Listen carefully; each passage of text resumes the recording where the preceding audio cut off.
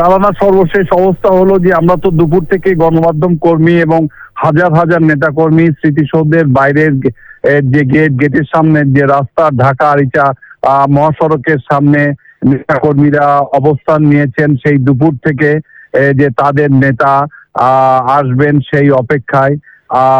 কিন্তু তারেক রহমান আসলে শহীদ প্রেসিডেন্ট জিয়াউর রহমানের মাজার জিয়ারত করে আমাদের কাছে যতটুকু খবর আছে উনি এখন কেবল সাভার পর্যন্ত আসতে পেরেছেন।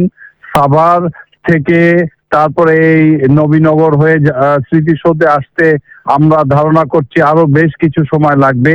তত সময় পর্যন্ত আসলে মানুষের এই অপেক্ষা আছে। কিন্তু আমরা যে দুপুর থেকে নেতাকর্মীদেরকে এখানে অপেক্ষা করতে দেখছি, দলের সিনিয়র নেতারাও কয়েকজন এসেছেন, তারা ভিতরে অবস্থান করছেন এবং দলের স্থায়ী কমিটির সদস্য সহ বেশ কিছু কেন্দ্রীয় নেতা সন্ধ্যার আগেই, যেহেতু স্মৃতিসৌধে শ্রদ্ধা নিবেদনের একটা বিষয় আছে যে সূর্যাস্তের আগেই শ্রদ্ধা নিবেদন করতে হয়, সেহেতু স্থায়ী কমিটির সদস্য সহ বেশ কয়েকজন কেন্দ্রীয় নেতা সন্ধ্যার আগেই তারেক রহমানের পক্ষ থেকে জাতীয় স্মৃতিসৌধে ফুল দিয়ে শ্রদ্ধা নিবেদন করেছেন।